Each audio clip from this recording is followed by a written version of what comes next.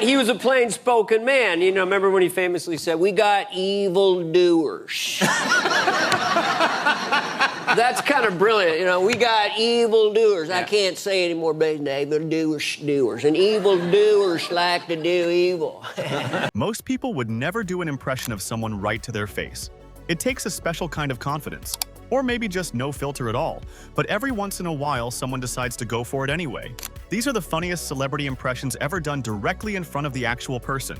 Jim Carrey walking into a room is already an event. But when an impressionist spotted him in the crowd, things escalated fast. The guy launched straight into a full Carrey routine. Big energy, rubber face, the whole thing. Jim just stood there watching. Then he smiled. Then he completely lost it. Carrey himself couldn't hold a straight face. And that's the thing about a great impression. It doesn't matter how famous you are. If someone nails you, you laugh. Every single time. Staring at me, I've been staring at Leonid Brezhnev.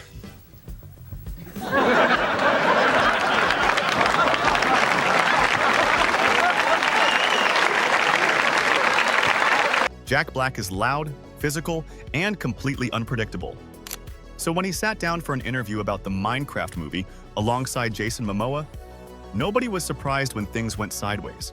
Black looked over at Mamoa, took one breath, and started doing him right there. Full aloha energy, big laid-back drawl, the whole surfer-biker vibe.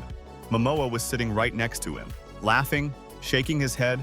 Black didn't slow down for a second. He never does. Aloha, brother. Just like to get on my hog, take it across the universe, and make it back in time for some pokey and just chill. Couple brouhahas, and we're on our way. Oh my gosh. Mr. Jason Momoa, it's only right you have a response to that. What are your thoughts? It was perfect.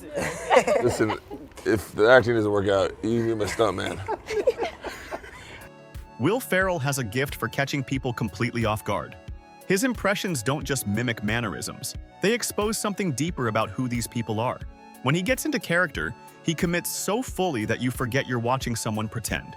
The target of the impression ends up in this weird space between laughing and watching themselves get dismantled piece by piece. It's like therapy, but worse, and infinitely more entertaining. Ferrell understands that the best impressions aren't just about getting the voice right. They're about understanding the psychology underneath the voice, the way a person moves through the world, their secret insecurities, their defense mechanisms. Once Ferrell identifies those things, he weaponizes them with surgical precision. That's why his impressions hit different. People don't just laugh because he sounds like someone. They laugh because he's revealed something true about them, something they probably didn't want revealed in front of an audience. I tell you what, just write a number. Any number, and you win. French Stewart, who's grinning like an idiot. You look pretty sure of yourself. Think you've got the right answer. Yes, I'm pretty sure of it, Alex. Well, all you had to do was write. You can't mention celebrity impressions without Godfrey coming up. The man sees an opportunity the way other people see a door. He just walks straight through it. In one clip, he spots Jason Statham sitting across from him and immediately pitches an idea. A movie called The Librarian, where Statham plays a librarian telling everyone to be quiet. In that low, dead serious Statham voice, Jason is sitting right there watching all of this happen. And the thing is, it works.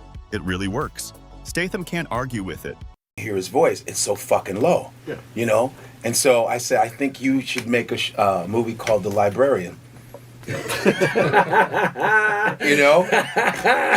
And then Jason Statham comes up and goes, I told you guys to be quiet. And you're still fucking talking. Melissa Villasenor has this incredible ability to slip between different celebrity personas like she's changing channels. She doesn't just do the voices, she understands the energy that different celebrities bring into a room. The way they take up space, the way they command attention or retreat from it. When she does an impression in front of the actual person, there's this moment where the real celebrity realizes they're watching themselves from outside themselves. It's disorienting and hilarious. Villasenor performs these impressions with such warmth that even when she's clearly mocking someone, they can't help but appreciate the accuracy and the affection behind it. That's the secret weapon of the best impressionists. They make fun of you in a way that makes you feel understood, like they've been paying attention, like they actually care enough to get the details right. this past season, and I played Waterboy. Oh. And that was the best. To do in front of him was just like a dream. Just you need fresh water. Water, because that's important.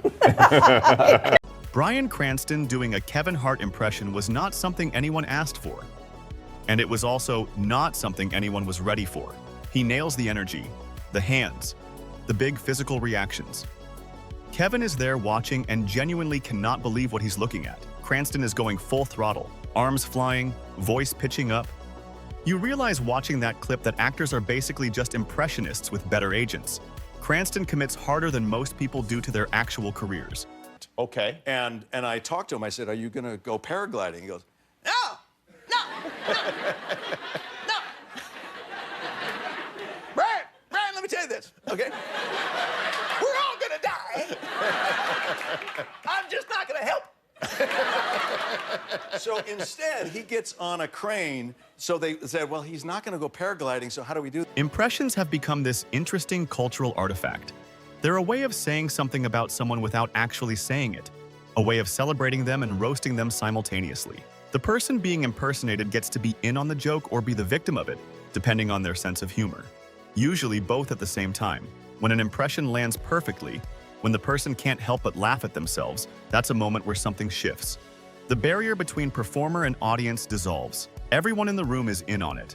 The celebrity being impersonated becomes part of the comedy instead of standing outside it. That vulnerability is rare in celebrity culture.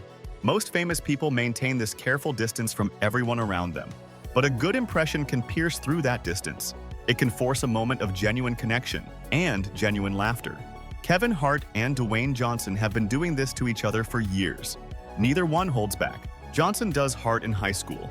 Small, excited, desperately trying to get a girl's attention across the hallway. She doesn't hear him. She doesn't see him. He keeps trying anyway. It's brutal. It's hilarious. And Hart is sitting right there watching his entire early life get roasted in real time. Okay. I'm Kevin Hart, right? Right, in high school. Okay. Yeah. Hey, everybody. Hey, girl. Hey, girl.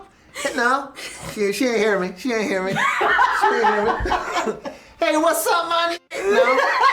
No, he ain't seen me.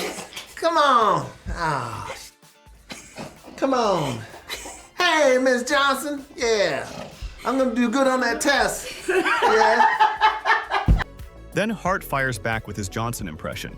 Big, serious, wants pudding. It's perfect. That back and forth is something I could genuinely watch on a loop. Eddie Murphy doing a Mike Tyson impression in front of a live audience is one thing. But doing it while someone connected to that world is standing right nearby takes it somewhere else entirely. Murphy commits completely. The voice, the mannerisms, the bizarre, earnest delivery. He made it look completely effortless. Hoping you'd have a little more feeling of more Mike, a little bit more Mike Tyson, more Mike Tysonism, like, hello, ladies and gentlemen, Sammy and I would like. And that's what separates Murphy from almost everyone else doing this. He doesn't warm up to an impression, he just arrives inside it, fully formed, every time. The psychology of impressions is fascinating when you really think about it. The person being imitated has to sit there and watch themselves reflected back through someone else's performance. It's like looking in a mirror, but the mirror is also a comedian making fun of you. And you can't look away. You're the guest of honor at your own roasting. Your reputation for having a sense of humor is on the line. If you get offended or defensive, you look uptight. But if you laugh too hard, you might seem like you're not taking yourself seriously enough. There's this delicate balance that celebrities have to walk when someone does an impression of them right in their face. The best ones understand this instinctively. They laugh in a way that shows they're confident enough to be made fun of, secure enough to see themselves reflected back at them without falling apart. Jim Breuer has spent decades impersonating other people. So when Jason Scoop turned the tables on him mid-interview, Breuer had absolutely no idea what was coming.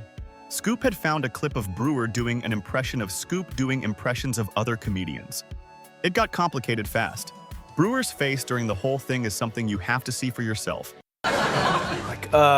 Who's this? You know who it is, you dirty rat fink mutt, you. Sitting there, busting my chops week after week, huh? What do you think you're doing on that show over there? I was like, listen, man, I'm just trying to do a job. Job, you don't know what a job is. I'm out there. He's watching himself get impersonated by the exact person he was impersonating. I don't know if there's a word for that specific feeling, but his face says everything. Jamie Foxx impersonating Barack Obama at the inauguration in front of 1.8 million people is genuinely one of the boldest moves in entertainment history.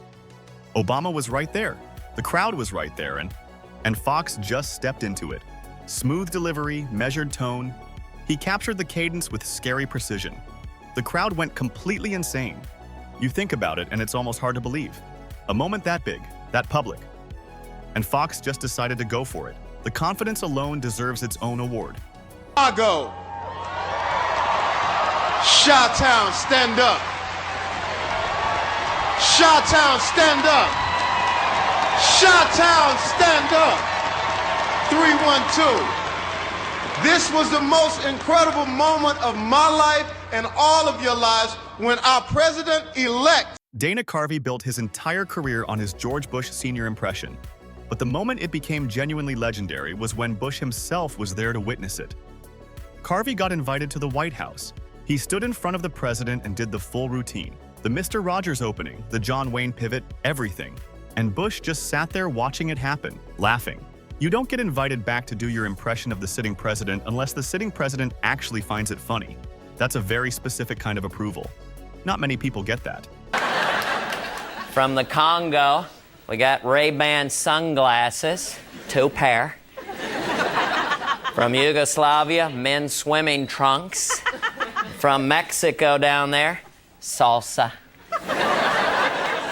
Chunky style.